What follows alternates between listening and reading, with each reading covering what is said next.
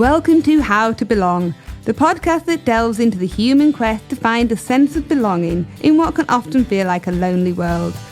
Join us as we talk to guests who've navigated their own unique paths, what we like to call their hero journeys, from feeling like they don't fit in, to the profound realisation that true belonging can only ever be found from within. Before we get started, I want to extend a huge thank you to our host for this debut episode of How to Belong, because we're actually recording from the Audiology Test Centre at the Elizabeth Foundation in Portsmouth, the UK's largest single provider of education services for babies and preschool children with all degrees of deafness. They do incredible work providing support and resources for families navigating deafness of all levels.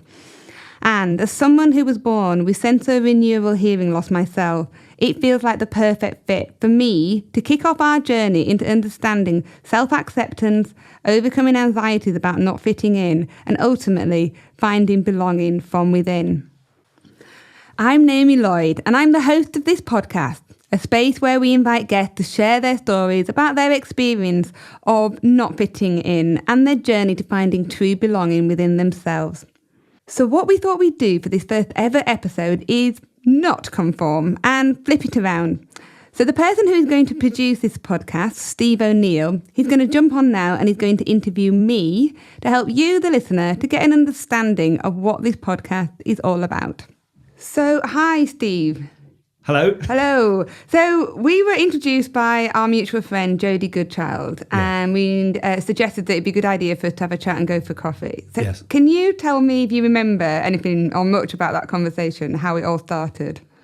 Yeah, I remember lots about that conversation. Jodie had said that you were potentially interested in a podcast, but I didn't have any information.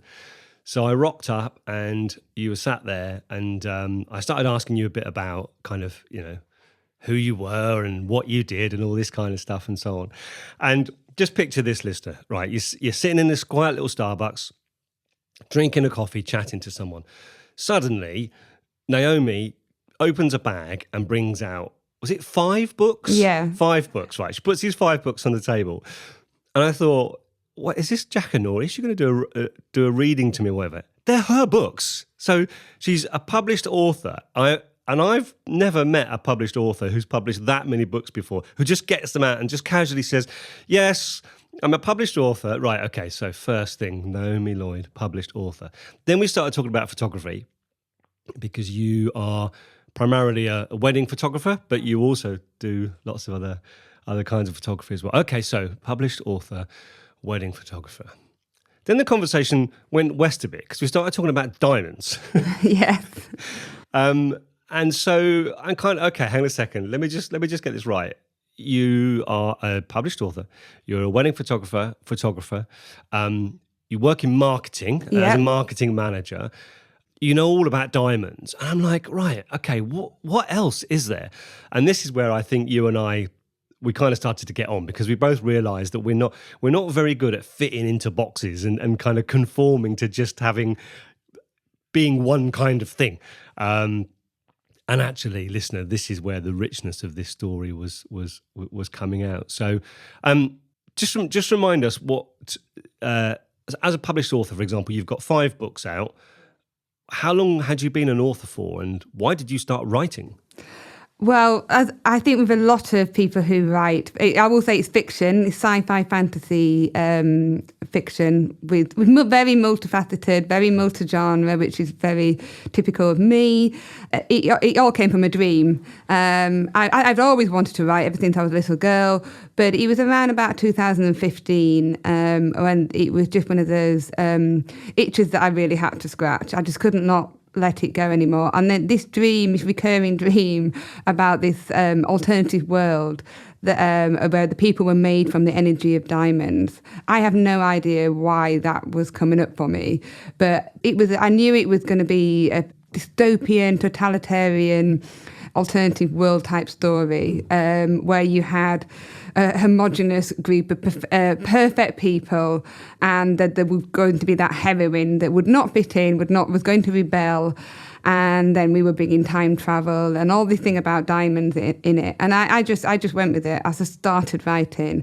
And then I couldn't let it go. And that's where the diamond interest came in, because I knew there was something more than just this surface level of diamonds. Obviously, I'm surrounded by diamonds, being a wedding photographer, and this idea of perfection and sparkle and brilliance that we often find encompasses the beginning and the story of a wedding day, and that in itself can be quite chaotic, because any pursuit of perfection is a bit chaotic, if you can imagine.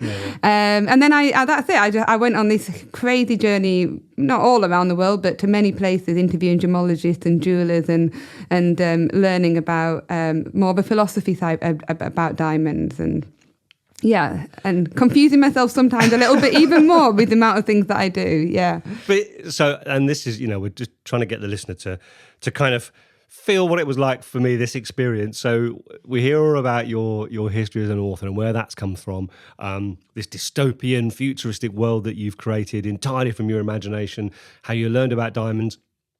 And like, you properly went off and researched, didn't you? You became a gemologist almost yourself. I would not profess of myself as being a diamond expert, but I certainly did open more doors than I expected to do. Yeah. It just was one of those experiences that just seemed to get bigger and bigger. I went to Antwerp and Amsterdam, Cape Town, India, met some incredible people that have got some amazing stories to tell. Yeah. And it really just sort of, I started realising that there was all these sort of parallels that I could see in the journey of a diamond, and actually the human experience, and to do with things like the pursuit of perfection, and that actually sometimes you need to look much, much deeper inside something to see what's really there and what makes that person so unique. Because all diamonds are unique, just in the same way as we are, as our fingerprints or a snowflake are. I mean, I won't use the whole podcast to talk about this, but I think it comes back to an element of me trying to find something within myself about belonging, and not being perfect, and embracing uniqueness a little bit more, which is what you find when you start really understanding things like diamonds. And just bear in mind, dear listener, we haven't yet talked about a podcast. We're just having a conversation with Naomi about some of the things she's done. So we talked about your authorship. We talked about diamonds. We talked a little bit about wedding photography and light, didn't we? And the idea of capturing light, and you capturing this perfect moment for every bride and groom, because those of us who've been married and had weddings, like, it's expensive. Very expensive. Put a lot of money in. A lot of pressure. Yeah. There you go. You know where I'm going with that one. and the kind of that single image, whether it's the kind of the rings going on, or whether it's the first kiss, or it's that sort of that image up the first photo after their man and wife, or husband and husband, or wife and wife, or whatever the dynamics are. The pressure on you actually of capturing that image, because in their minds the expectation is so high, and their measure of perfection is so high, and you've got to capture all that light and present them with what you hope they're looking for. That's a bit of pressure on you, isn't it, in that moment? Oh, absolutely. It's a hell of an adrenaline rush. And if I tell you one of my favourite wedding stories, talk about trying to create a perfect moment, was a Harry Potter themed wedding. Wow. And it was amazing. They'd done the whole venue so it looked like the Great Hall, and people were put in. Actually, it worked for me because it was that fantasy world that I was going into. So it was just my perfect day. But they actually had a real live owl deliver the rings. So as anybody who's ever been a photographer in a high-pressured environment, imagine you've got to capture that one moment, that it's only going to do it once. The owl has got to fly across the room to deliver the ring. We got it. But yeah. Really? Oh, my life. So, yeah. So this is kind of where you and I, we started to gel, really, didn't we? Because when people say to me, Steve, what do you do for a living? I find it hard to answer that question because, today we're recording a podcast. Primarily my business is about skills development and training. Yeah. That's my background. I do everything from workshops to digital online training, year-long management development courses or a single workshop on communication or whatever. And the reason I'm spouting all this off, dear listener, is that I was trying to convey to Naomi, it's really hard when people say, well, what do you do? Because it's hard to encapsulate that breadth of stuff. It's hard to get that across. And this is where we've started to find common ground, this idea of, well, what do I mean? What am I about? Well, that's quite difficult to describe, and because there's so much variety. It is, and I think that's very common for people that are creative, more perhaps than people that don't define themselves as a creative professional like you and I do. But I mean, I've heard people say to me before in a very jovial way, oh, come on, stay in your lane. And for some reason that's really stuck with me, because I thought, well, I don't stay in my lane. And, is that a good thing? Is it a bad thing? Or what?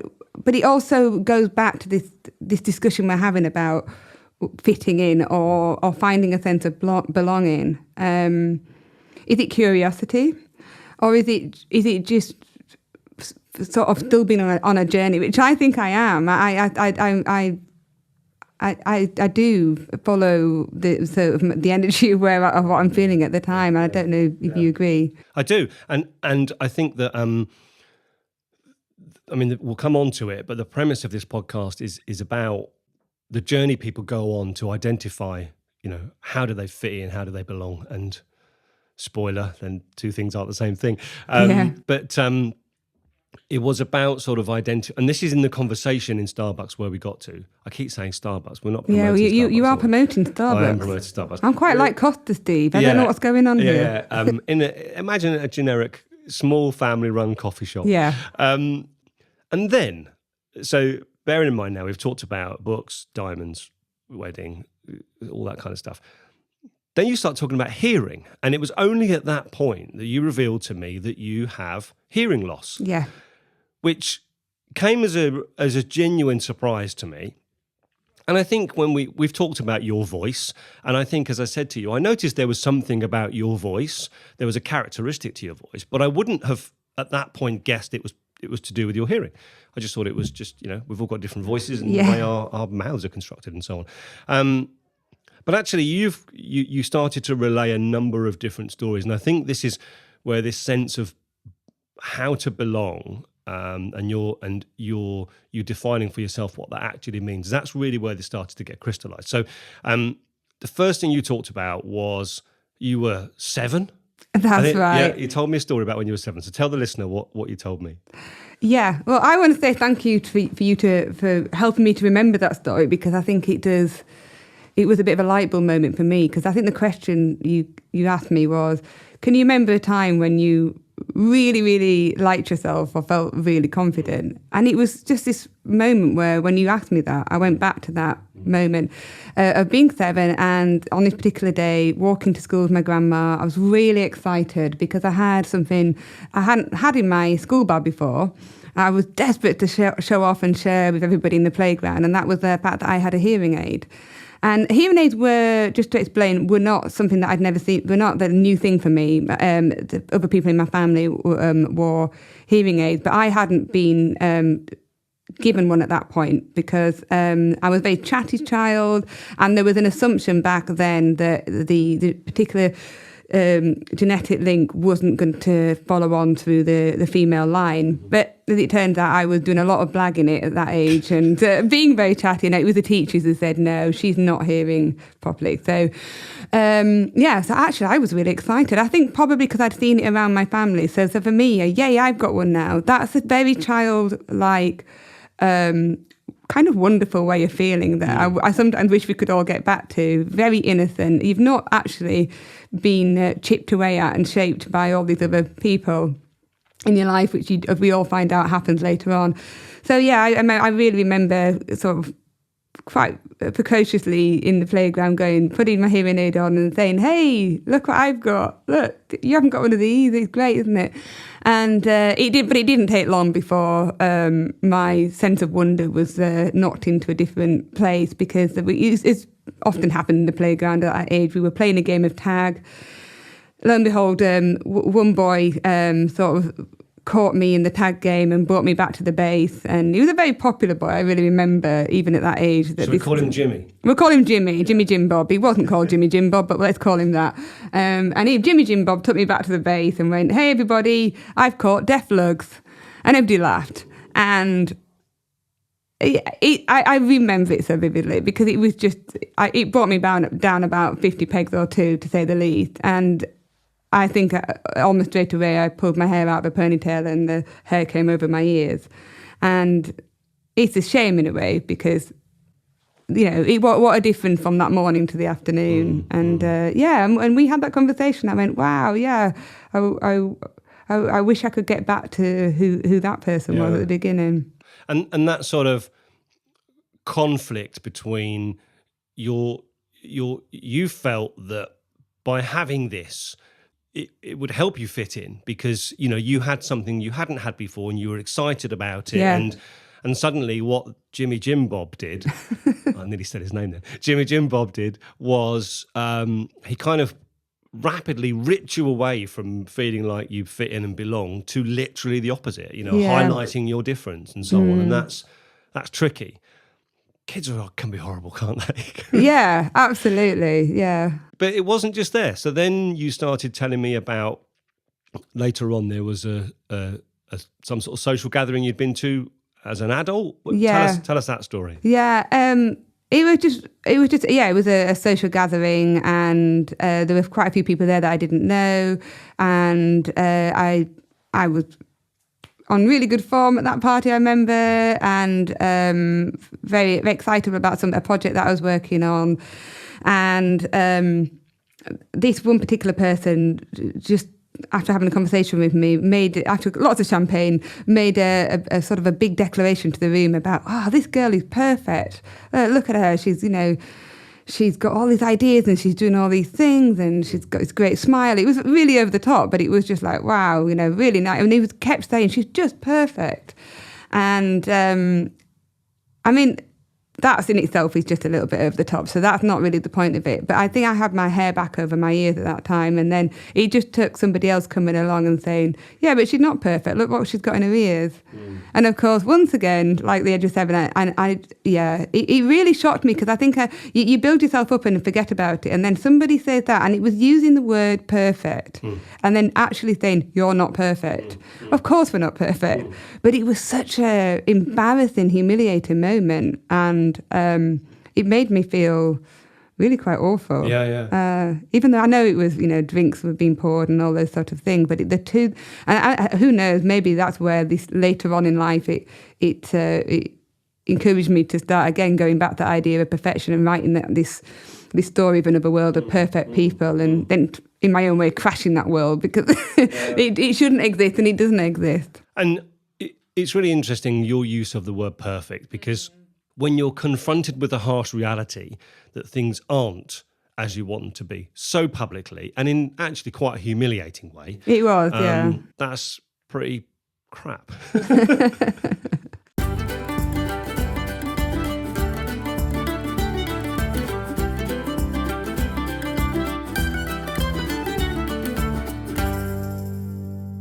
Can you just remind me, because I've asked you quite a lot about what you mean by perfect when you talk about diamonds and the kind of the philosophy of diamonds and perfection. What does that mean in that world? Well, if you probably know, Steve, I know you're getting married soon, and that you look for a diamond engagement ring or a wedding ring, and when you go to a jewelry store, they will talk about the grading system for a diamond, which is called the 4 C's, which stands for the cut, the clarity, the carat, and the colour. So a diamond will be graded to try and reach a level of perfection. In reality, I think most gemologists would tell you that in their lifetime they've never come across a perfect diamond because it's kind of almost unattainable. But if you look at something like a grading system for a diamond, they will say A diamond has to have no flaws inside it for it to be perfect from the clarity scale. Let's just take clarity. That means, an average diamond is 3 billion years old. It's had one hell of a journey. 3 billion years old, yeah. So it's had an awful long journey to get to when it eventually ends on somebody's finger as a diamond ring. So for it to have gone through all those years and on that journey, all that heat and that pressure and under the surface and to get up to here, to not have absorbed other elements and other minerals with it, and therefore to be considered perfect, i.e. no inclusions, nothing inside it, that means it would be graded perfect from a clarity scale. But I was talking to a gemologist who fascinated me, who said when she looked for her, even though she worked for a top jewellery store, she would put that grading system aside because she's looking more for a unique diamond. Right. Because that's going to reflect her love story a lot more than a diamond that is empty and doesn't have anything in it. So, if you can find a diamond that's got something really interesting inside it, then to me, she said, that would be very representative of her love story, because who wants to find somebody who's empty? When you meet somebody, a lot of the journey of falling in love with somebody is about learning about them and what their story is and all those memories. And a human memory to me are a bit like the elements that diamonds absorb along the way.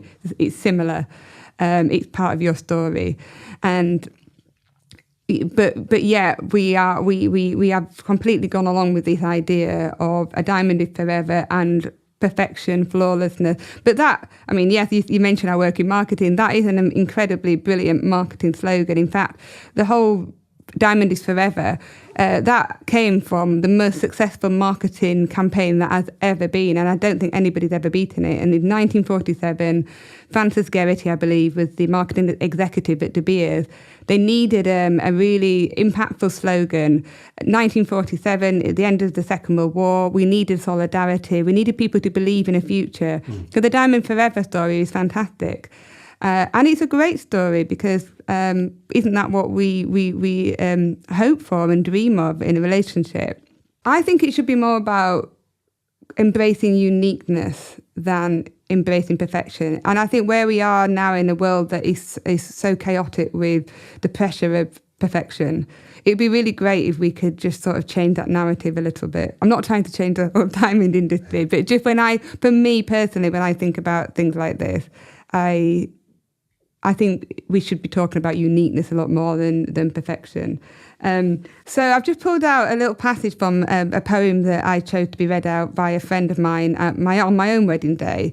And I'll just read it to you now. It's very much what I'm talking about. It says, I love you for putting your hand into my heaped up heart and passing over all the foolish, weak things you can't help dimly seeing there, and for drawing out into the light all the beautiful belongings that no one else had looked hard enough to find. And to me, it really spoke to me all those years ago when I got married, and I still feel that way now. When I feel I belong the most is when I feel seen by my partner or the people that I'm close to, and that's what I keep coming back to with this sort of thing. It's when you look beyond the surface. So it doesn't matter whether you're wearing a hearing aid or whether you're wearing glasses, or even if your hair looks particularly shiny that day, or whether you managed to clean that diamond so it sparkles as much as it possibly can. It's about taking it just a bit further and standing back from that societal pressure of perfection. And that's when I feel like I belong, and people can see beyond that. That feels like that's what this podcast is about. So, yeah. For those of you who are listening and thinking like, well, hang on a second, I'm not rolling in diamonds, I'm not married, those things aren't things that are part of my world. We all understand what those things are about. And I guess what you're saying, if I think I've got this right, is that whatever measure you're setting up as perfection, what you want to be good, you're never going to get there because perfection is impossible. And striving for perfection, whether it's the perfect diamond, whether it's the perfect husband, wife, whatever, whether it's the perfect wedding dress, whether it's the perfect book, the perfect photo, everything is a degree of compromise. It's the things about it that actually make it interesting, that make it not perfect, that actually make it more attractive. Absolutely. Yeah. I mean, you've probably heard this been said before, but Dr. Brené Brown always says that fitting in is actually the opposite of belonging. As soon as you try to fit in, you betray yourself. Yeah. And maybe that's why I jump lanes, and maybe that's why you jump lanes. I don't know. Is that saying, why fit in when you were born to stand out? Yeah. But it's having that confidence to feel like you can belong to yourself. Yeah. And I think that's ultimately the hero journey that we talk about when we write books. And then you and I have spoken about this, that often you start with the premise of a heroine or a hero who's a bit of a rebel and doesn't conform to whatever the society is in this particular story. Yeah. And they have to go on a journey, and ultimately the journey is coming back to themselves. Probably as I was when I was 7, before but Jimmy Jim Bob ruined it. No, can't blame Jimmy Jim Bob.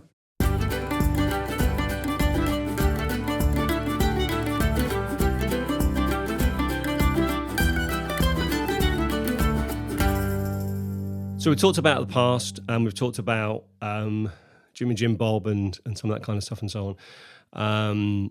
And then to kind of bring us from the past into the present, I remember you telling me a story about, in relation to you fitting in and to do with grief and that stuff. Yeah, that's right. I lost my mum, coming up to nearly 3 years this summer. And I think being very vulnerable here, it absolutely knocked me off my axis. It was obviously devastating, but incredibly ungrounding.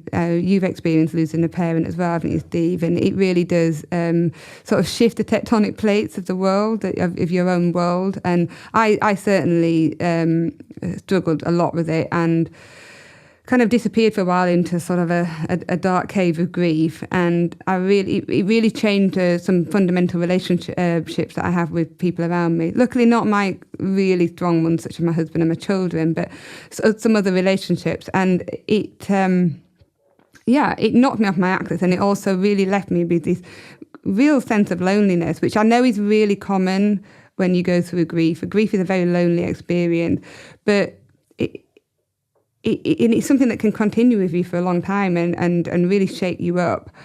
And it definitely, that sense of not knowing where I belong anymore, particularly having lost the person that was so formative for me, that origin relationship, and then to lose some other relationships that I felt very seen in before this happened, and then suddenly felt very unseen in. It really, really made me think, where do I belong? And I kept going to YouTube channels and to podcasts to try and help me to understand grief and why it's so lonely and why it can upset relationships. And it helped to know that there were other people out there going through really similar experiences.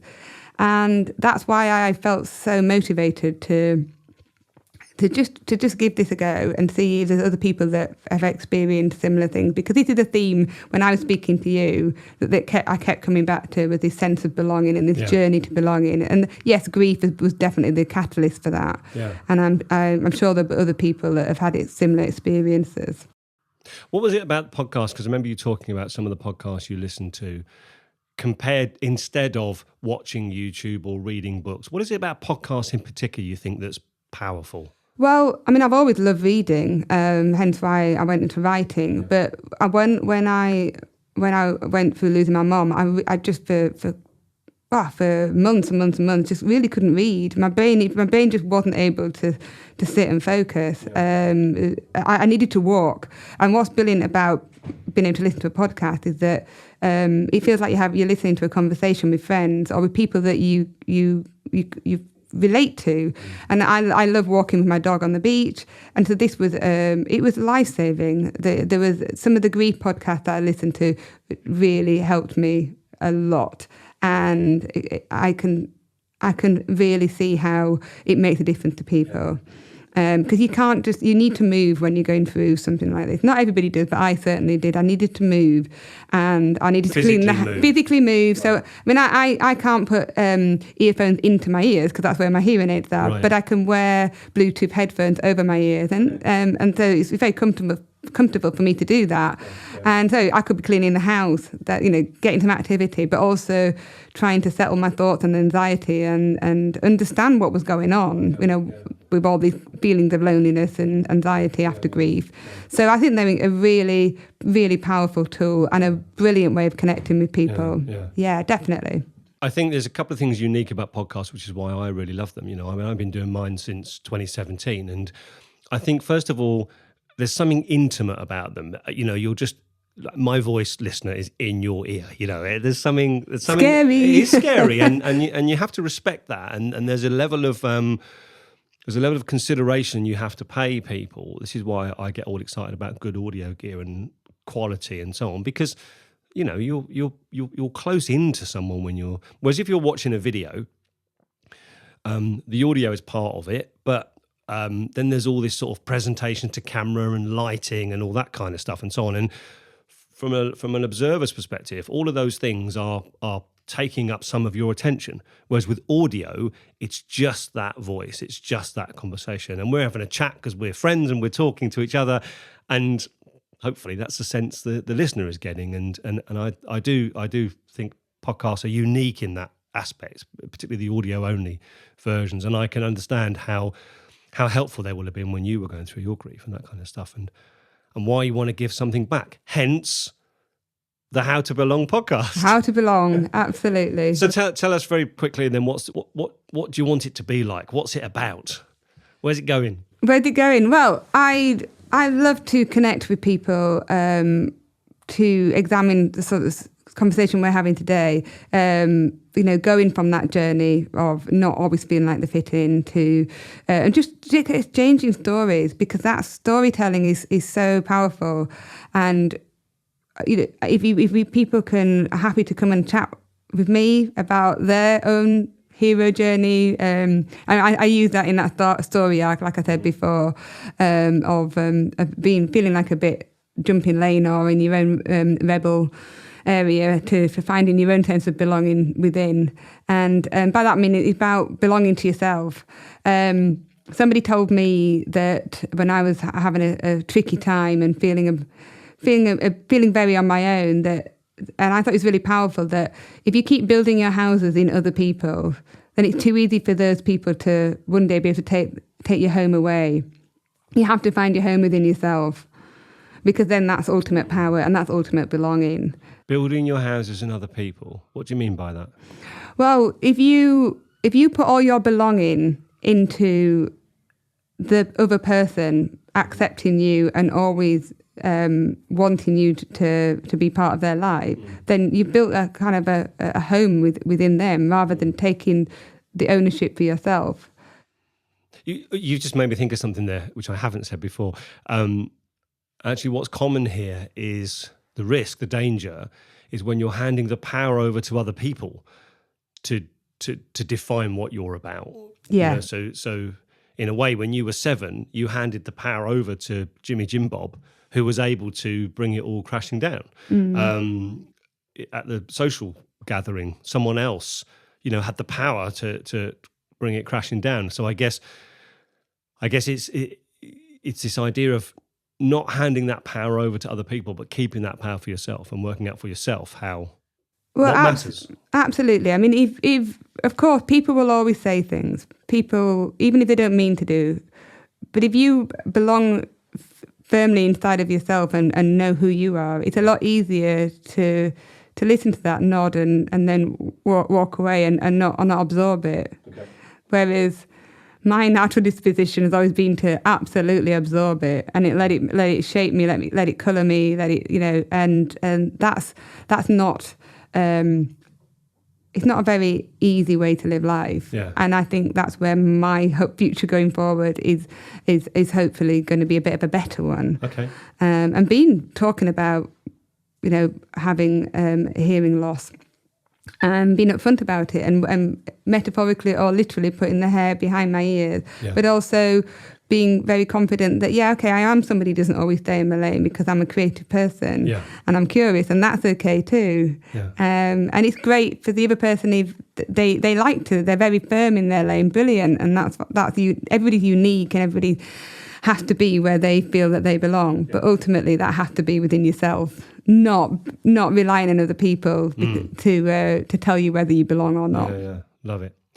So listen, I'm coming to the end of my temporary hosting of this podcast. I'm going to hand back over to you because you're the host. Are you sure you want to hand it over? You're doing amazing. No, I do want to hand it over. But before I do, is there anything we haven't talked about that we want to talk about? Anything that I needed to ask you I didn't ask you? No. I think really I just want to say to the listeners, if any part of today's discussion resonated with you, you find yourself nodding along or recalling your own experiences of not feeling like you belong anywhere, we'd love to hear from you. If you've got a story about your journey to belonging, whether it's overcoming adversity, finding your place in a new environment, embracing your unique identity, love to invite you to join us on the How to Belong podcast. So to find out how to get in touch or share your story, you can find me on my website, which is naomieloyd.com, or check out the show notes for more information on how to connect. And finally, I'd love to end this first episode by just saying a huge thank you for listening, if you've got this far. Steve alluded to this, but I've always disliked the sound of my own voice. Always believed that I sound a bit foggy or not quite clear because of my hearing loss. But I've made the leap to recording this podcast as part of my own journey to belonging. And I really hope that you'll join me along the way. So before I go, I would just like to share a quote on belonging that I read to myself every day. And you may have heard it before. It's written by Maya Angelou. You only are free when you realise you belong no place. You belong every place, no place at all. The price is high, the reward is great.